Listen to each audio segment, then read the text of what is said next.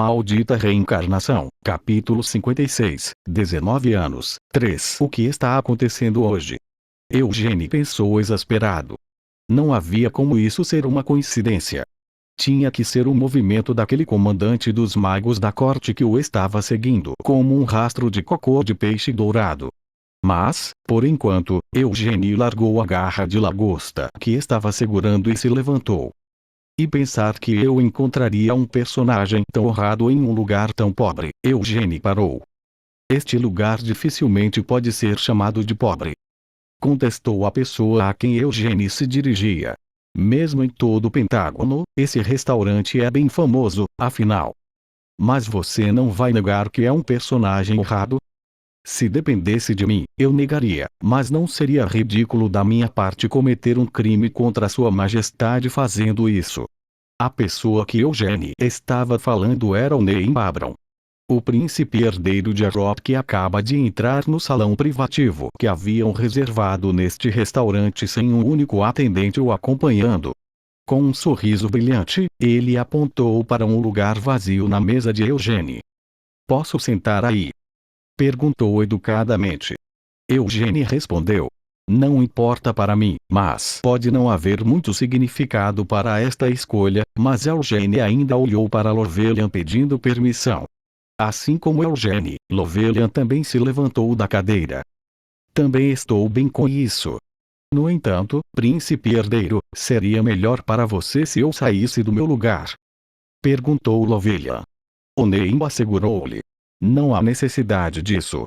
Se o mestre da Torre Vermelha fosse forçado a deixar seu assento, tenho certeza de que Sir Eugênio também se sentiria desconfortável, e também não quero atrapalhar essa refeição entre um mestre e seu discípulo. Receio que já tenha sido interrompido. Resmungou Eugênio enquanto enxugava as mãos com uma toalha molhada. Se você estava realmente levando isso em consideração, deveria ter nos abordado depois do jantar.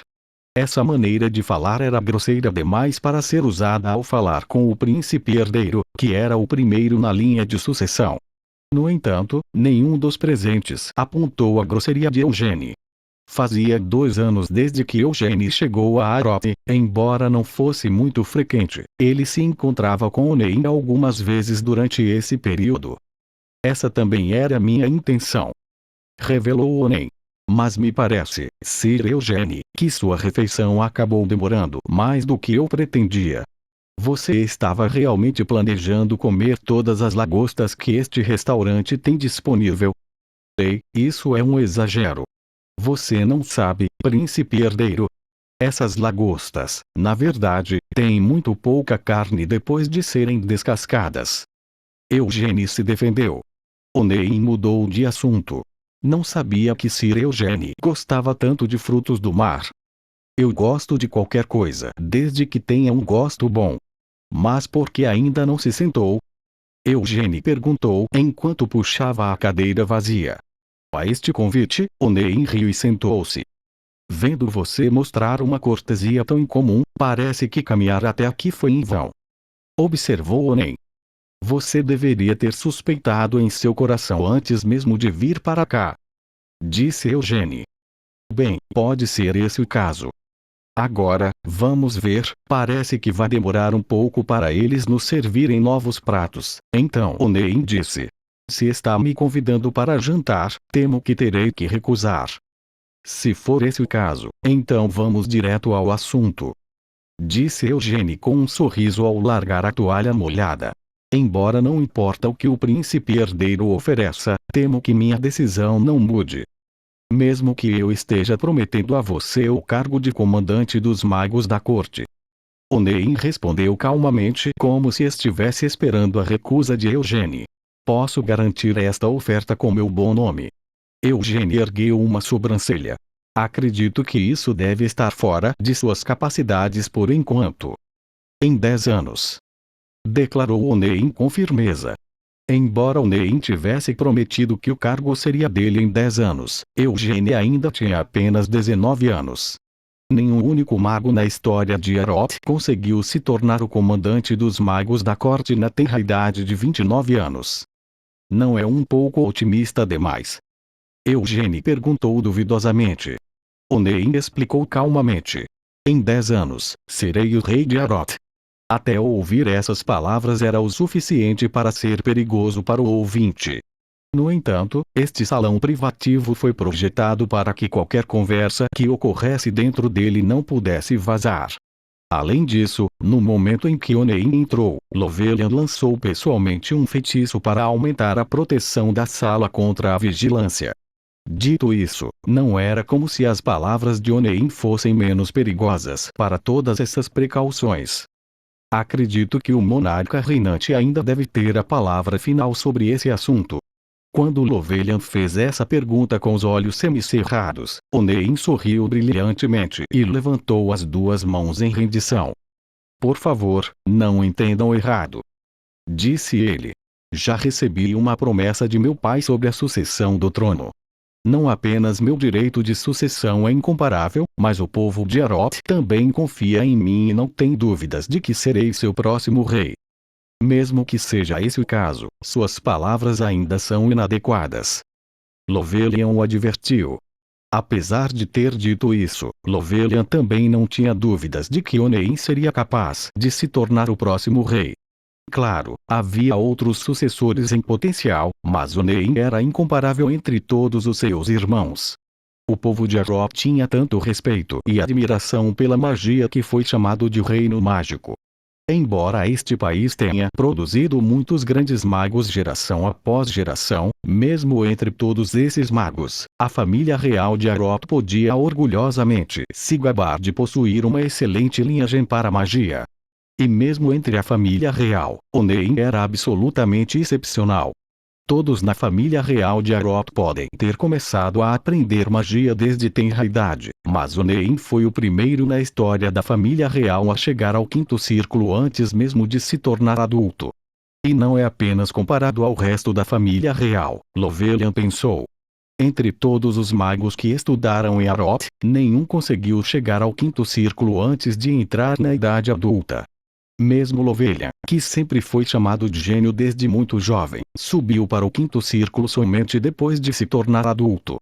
Se Lovelian não tivesse conhecido Eugênie, ele teria acreditado que este príncipe herdeiro era o que tinha mais talento para esta geração em termos de magia.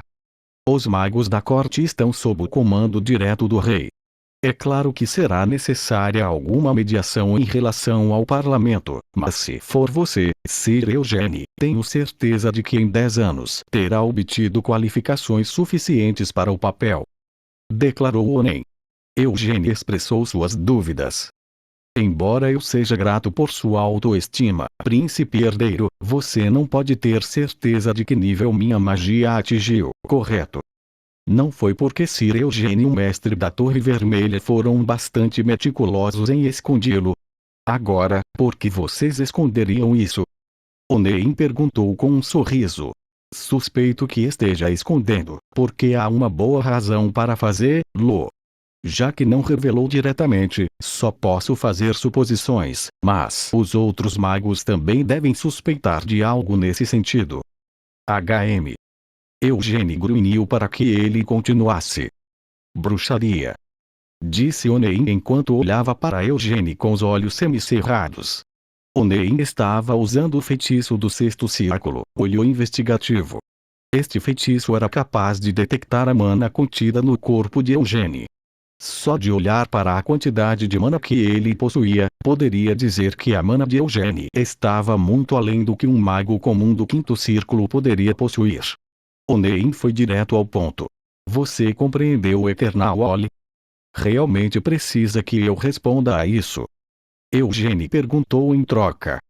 Se diz algo assim, então está praticamente admitindo.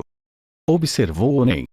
Isso é porque eu não posso fazer algo como mentir para o príncipe herdeiro, certo? Eugênie sorriu. Embora isso não signifique que eu tenha qualquer intenção de lhe dizer toda a verdade. O comandante dos magos da corte de Arot. Essa posição realmente não lhe interessa? Tentou Onein. Eugênie descartou sua oferta. É certamente um papel de prestígio, mas posso conseguir algo assim onde quer que eu vá.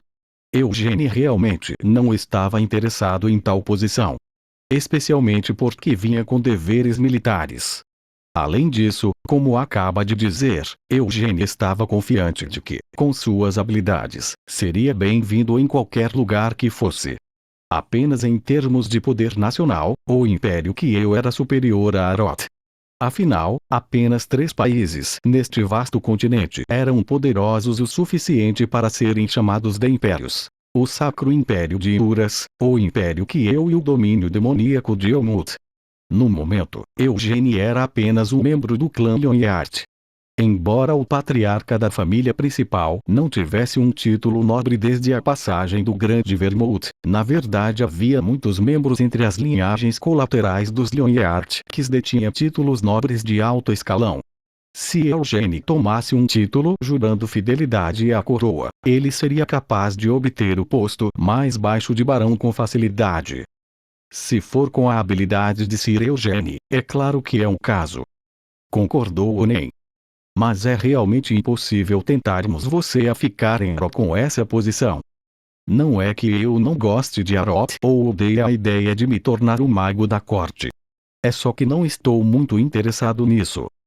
Confessou Eugênio. Onen de repente mudou de tom. Se é esse o caso, então e quanto ao conhecimento? Incapaz de entender o que Onen quis dizer com isso, Eugênio inclinou a cabeça em confusão, mas ao seu lado, a expressão de Lovelian endureceu. Hesitante, Lovelian perguntou. Príncipe herdeiro, você poderia estar falando sobre? Apenas o primeiro volume da bruxaria foi armazenado em Acrion. Disse Onen com uma voz calma enquanto olhava diretamente para Eugênio. Como você já sabe, a sábia Siena escreveu a bruxaria como um conjunto completo de 3 volumes. O primeiro deles está guardado em Acrion e os outros 2 volumes estão guardados no Tesouro Real. Essas palavras surpreenderam tanto Lovelian quanto Eugênio. De acordo com Mer, os 2 últimos volumes da bruxaria ainda deviam estar na posse de Siena. Desde quando a família real colocou as mãos neles?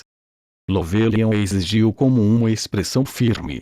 Sentindo esse olhar penetrante direcionado a ele, Onen rapidamente deu uma explicação.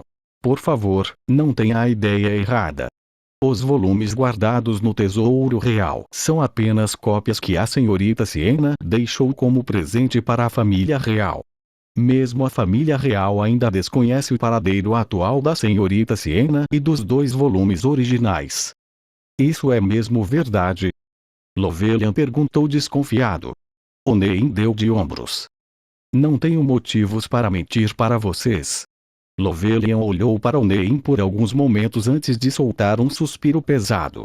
Já que a questão da bruxaria ser escondida pela família real havia ocorrido centenas de anos antes, seria ridículo discutir sobre isso com o príncipe herdeiro, que ainda estava na casa dos 20. Mas embora conseguisse conter sua raiva, Lovelian ainda achava surpreendente que o príncipe herdeiro revelasse uma carta tão oculta para atrair Eugênio. Você está dizendo que vai me deixar ver seu exemplar da bruxaria? Eugênio esclareceu. Bem, é impossível fazê-lo imediatamente. Admitiu Onen com um sorriso irônico enquanto olhava para Lovelian. A bruxaria é o maior grimório da história da magia. Embora seja verdade que sou favorecido por Sua Majestade, quando se trata da bruxaria, mesmo que seja eu, ainda não posso usá-la como desejo. No entanto, uma vez que eu ascender ao trono, estarei um pouco mais livre para agir de acordo com meus desejos. Eugênio ficou em silêncio. Parece que finalmente fiz uma oferta tentadora. Sir Eugênio, se eu ascender ao trono, juro usar todo o meu poder para permitir que você leia a bruxaria. Onen prometeu a Eugênio. Embora eu tenha medo de que seja difícil estender a mesma oferta a você, mestre da Torre Vermelha, se irá me permitir ler, não posso ler junto com meu mestre? Eugênio perguntou esperançoso. Se o mestre da Torre Vermelha estiver disposto a se transferir para os magos da corte, então talvez eu possa reconsiderar. Onen contra-ofereceu. Eugênio especulou. Mas se for esse o caso, então parece que seria impossível eu assumir o cargo de comandante dos magos da corte. Se conheço o mestre da Torre Vermelha tão bem quanto acredito que conheço, suspeito que ele não esteja interessado no cargo, não? Onein fez essa pergunta para Lovelian. Parece que realmente me conhece bem. Respondeu Lovelian com um sorriso. Se for por esse grimório, sua oferta seria suficiente para tentar qualquer um, mas não tenho intenção de deixar a Torre Mágica Vermelha. E também não tenho nenhum desejo de me tornar um membro dos magos da corte. Onein continuou a convencê-lo. Se realmente deseja, posso conseguir uma posição adequada para você. Será apenas uma questão de mudar sua afiliação. Não será exigido nada de você que possa perturbar ou incomodar o mestre da Torre Vermelha. Lovelian o rejeitou. Não, estou bem onde estou. Quanto à bruxaria, embora esteja muito tentado, não quero seguir cegamente os passos do meu mestre. Porque eu também tenho minha própria forma ideal de magia para perseguir. Respeito sua decisão, e você, Sir Eugene? Onein virou-se para Eugene. Mas havia realmente alguma necessidade de Eugene considerar? Nos últimos 2 anos, Eugene certamente sentiu que era um grimório verdadeiramente incrível, a bruxaria. Mesmo depois de vê-lo centenas de milhares de vezes, ainda era difícil compreender. Já era tão difícil de entender quando você podia vê-lo bem na sua frente, mas Siena conseguiu criar a bruxaria em primeiro lugar sozinha. Já que o único volume armazenado em Acrion já era tão incrível, quão extraordinários seriam os 2 volumes restantes. E não era só isso. Pode haver outras pistas que levem à localização atual de Siena nos 2 volumes restantes da bruxaria. Embora se tais pistas permanecessem, então aqueles que estavam armazenando o Grimório, a família real de Aroth, já deveriam ter rastreado Siena de alguma forma. Ainda é possível que eles simplesmente não conseguissem entender, mesmo que o vissem, Eugene persuadiu a si mesmo. Ele conhecia Siena muito bem. Mesmo que a família real de Aroth não tivesse visto as pistas que ela deixou para trás, se fosse Eugene, ele ainda poderia encontrá-las. Eventualmente, Eugene perguntou. Mas você estava dizendo que é impossível por enquanto, correto? Como a situação era essa, ele não podia simplesmente aceitar a oferta imediatamente. Se só se tornasse possível ler a bruxaria depois que Onein ascendesse ao trono, então isso poderia ser adiado por 10 anos a partir de agora. Eugene continuou. Já que é assim, eu certamente passarei por Aroth depois que o príncipe herdeiro ascender ao trono. Vamos falar sobre esse assunto novamente naquele momento. Então está dizendo que vai pensar nisso? Onein perguntou. É realmente uma proposta de dar água na boca, mas falando honestamente, não há necessidade de eu me juntar aos magos da corte imediatamente, não é? Eugene apontou.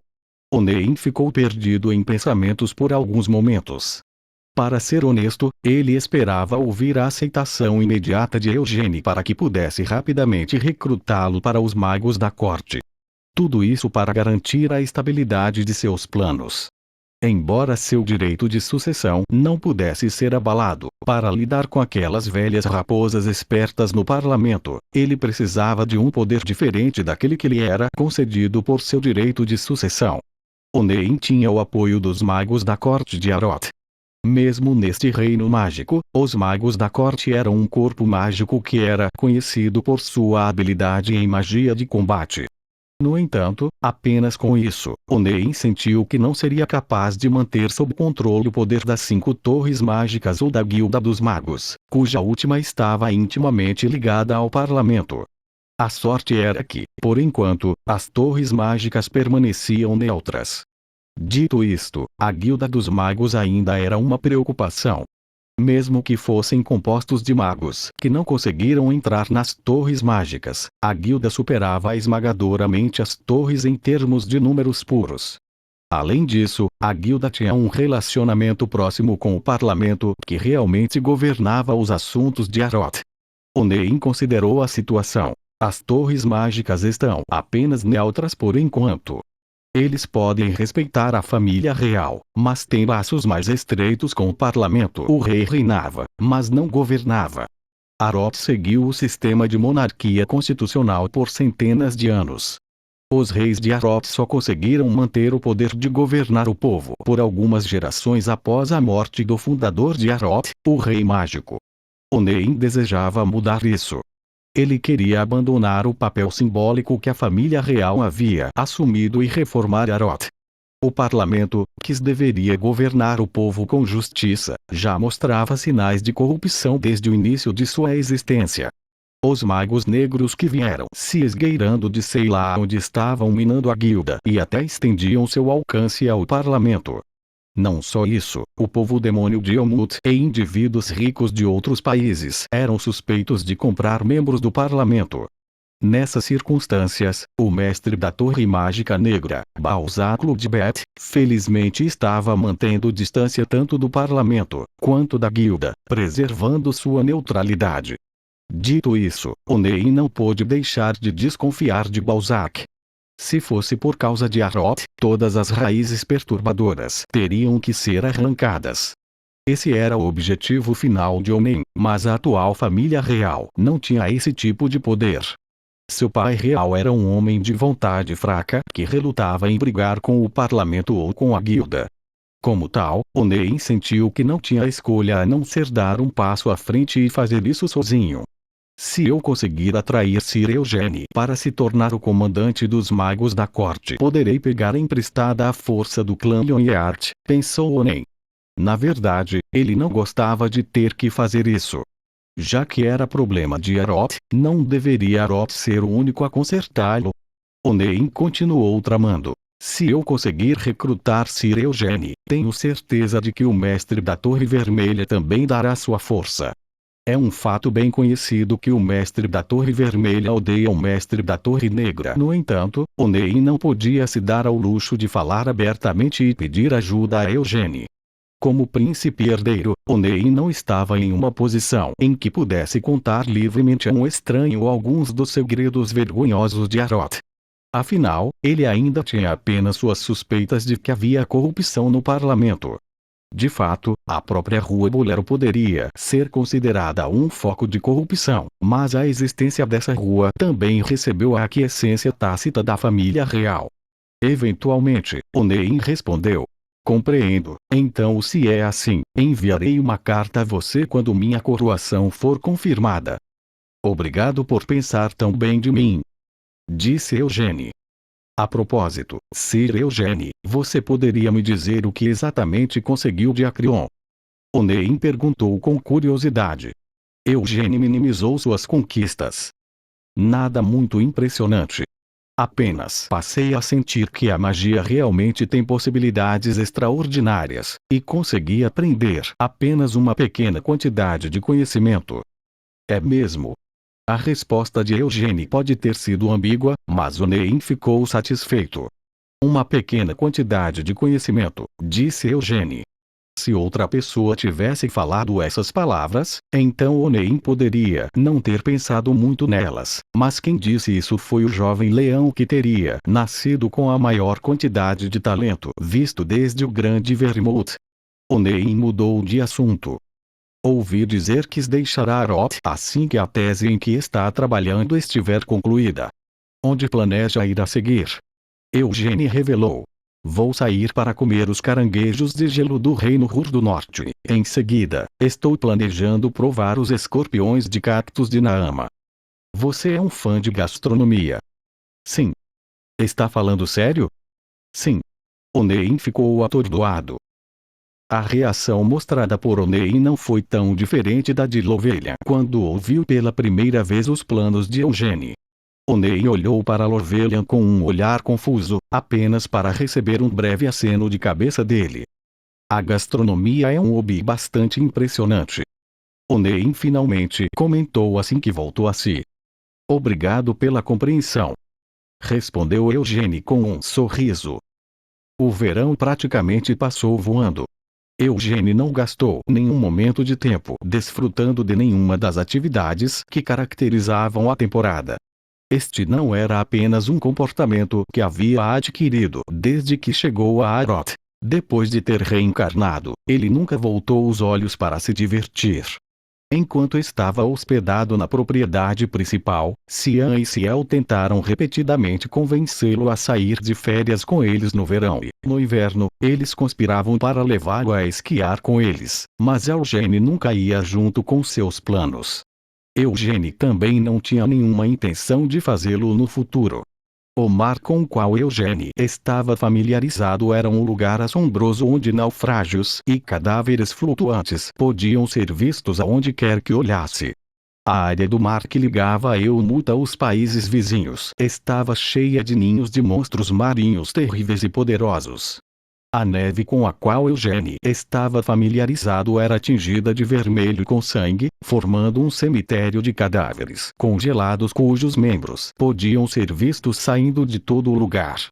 O clima na parte mais ao norte de Elmuta era aterrorizante, independentemente da estação. Ainda assim, mesmo em tal região, o reino governado pelo Rei Demônio da Fúria era especialmente terrível, um inferno de inverno onde as nevascas nunca paravam de soprar. Poderia algo assim ser chamado de trauma? Eugene ponderou profundamente sobre esse pensamento. Uma vez que realmente pensou sobre isso, Eugene percebeu que toda a sua vida após sua reencarnação havia sido ofuscada pelas memórias de sua vida anterior. Esta não era a primeira vez que considerava algo nesse sentido. Sempre que ficava muito preso nas memórias de sua antiga vida, tinha que se sacudir várias vezes apenas para se libertar de seu domínio. Mas como já havia reencarnado, não seria lamentável e risível se continuasse revivendo as memórias de sua vida anterior para sempre. No entanto, não era tão fácil para ele resistir a isso. O colar que insistiu em tirar do tesouro do clã Lionheart, a ida para Arok para seguir as pistas deixadas por Siena, e suas razões para ir ao norte em Rurinaama. Tudo isso era por causa das memórias de sua vida anterior. Ele não podia simplesmente evitar essas várias memórias e complicações. Embora já tivesse vivido 19 anos inteiros desde que reencarnou, o tempo que passou como Amel ainda era muito maior. A duração da existência de Eugene ficou muito aquém das experiências de Amel. Bem, no final, ambos são eu. Eugene estalou a língua enquanto inclinava a cadeira para trás. Ele não queria passar muito tempo se preocupando com um problema sem resposta fácil. O que iria conseguir ficando frustrado, preocupado e contemplativo? Ele pode ter reencarnado, 300 anos também podem ter se passado, e até mesmo seu nome pode ter mudado, mas ele poderia simplesmente ignorar todas as memórias de sua vida passada? Como alguém poderia fazer algo assim?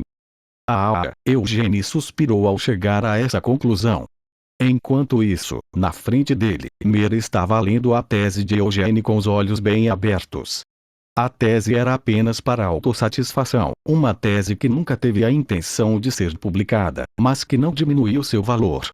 Em primeiro lugar, uma tese não era apenas para mostrar o que alguém conseguiu aprender.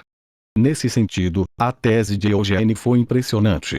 Embora outros magos possam não ser capazes de entendê-la à primeira vista, Mer, como a inteligência artificial da bruxaria, foi capaz de compreender completamente a tese. Os núcleos e o Eternal Oli alcançaram uma combinação perfeita através disso. Pode haver algumas imperfeições inatas, mas, estruturalmente, atingiu um nível em que não consigo ver nenhuma maneira de melhorá-lo, observou Mer. Mesmo com essas imperfeições, já se poderia dizer que chegou à conclusão assim. Era impossível acreditar que esta tese foi escrita por um jovem calouro que começou a praticar magia há menos de 3 anos. Esta fórmula do Anel de Chamas estava mais perto de reproduzir todas as possibilidades do Eternal Oli do que qualquer arquimago havia conseguido. Quanto às imperfeições inatas, elas são devido a um núcleo ser diferente de um círculo. As variáveis resultantes, ele é capaz de ajustá-las usando apenas seus sentidos, Mer percebeu em choque. Isso mostrou que Eugene deve ter um controle aterrorizante sobre a mana. Mesmo que continue se ajustando a essas variáveis. Usando seus sentidos, ele ainda consegue lançar seus feitiços perfeitamente. Pode ficar aquém do Eternal Oli, mas a fórmula do Anel de Chamas de Eugênie supera em muito a fórmula mágica comum de círculos. Os magos eram pessoas obcecadas por magia. Eles não paravam até que tivessem descartado todas as imperfeições. Qualquer coisa que pudesse dar errado com um feitiço precisava ser corrigida para que não pudesse dar errado. Isso porque, se houvesse um único erro, poderia causar um problema irreversível.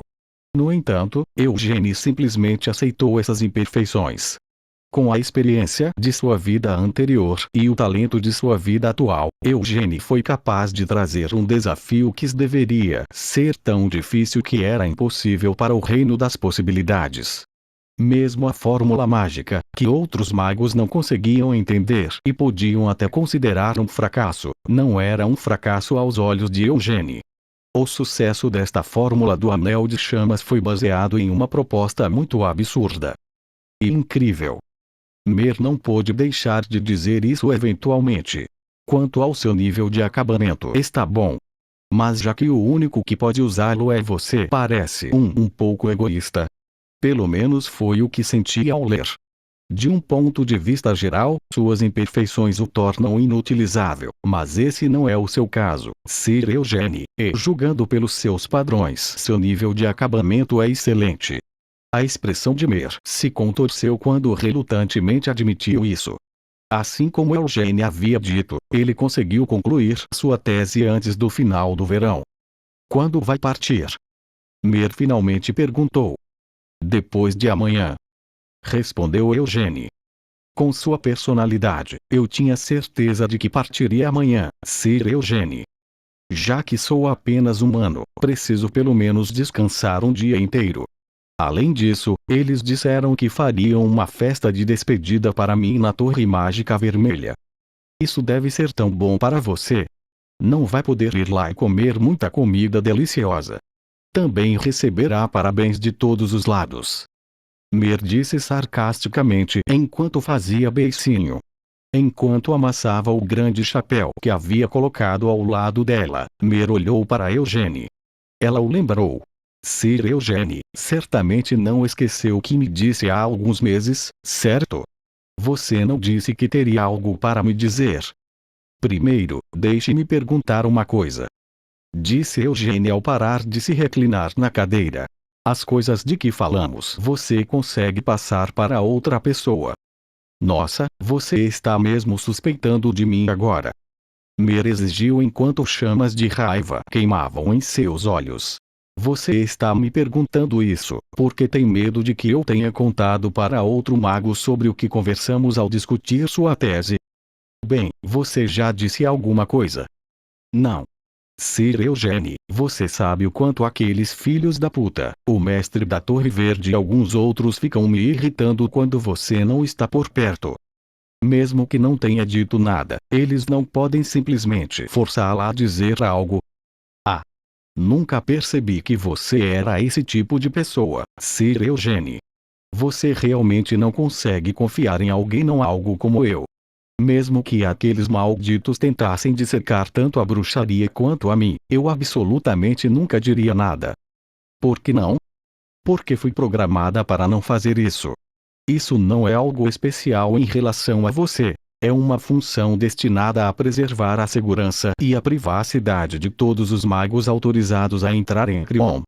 Eu armazenei as informações gravadas e conversas de todos os magos que fizeram pesquisas no Salão de Siena, não apenas o seu, Sir Eugênie, nas profundezas dos arquivos de armazenamento da bruxaria. A menos que esses desgraçados decidam destruir completamente a bruxaria, não há como as informações de Sir Eugênie serem expostas ao mundo exterior. Você tem certeza sobre isso? Quando Eugênie fez essa pergunta com um sorriso, Mer não aguentou mais e soltou um grito. Arg, sério. Eugênie riu enquanto observava Mer lutar para recuperar o fôlego. Se você é tão meticulosa sobre isso, certifique-se de não deixar o que estou prestes a lhe dizer vazar para mais ninguém. Eugênie ordenou. Mer suspirou. Ah, eu já disse que vou fazer isso. Quantas vezes você vai me perguntar? Eugênie interveio. Eu reencarnei. Assim que Eugênie começou a falar, Mer imediatamente ficou em silêncio. Mer olhou para Eugênie com os olhos semicerrados antes de cuspir. Que tipo de besteira é essa? Eugênie repetiu. Eu disse que reencarnei, e ainda tenho as memórias da minha vida passada. Mer zombou. Não, eu ouvi você, e é por isso que perguntei, que tipo de besteira é essa? Você está tentando tirar sarro de mim agora. É tão sem graça que nem consigo me forçar a rir. Meu nome em minha vida passada era Ameldinas. Eugênie continuou falando com uma voz calma. Seu nome em sua vida anterior era Ameldinas. Seu nome em sua vida atual era Eugênie Lyonhart. Eugênie declarou. Eu era Amel, o tolo.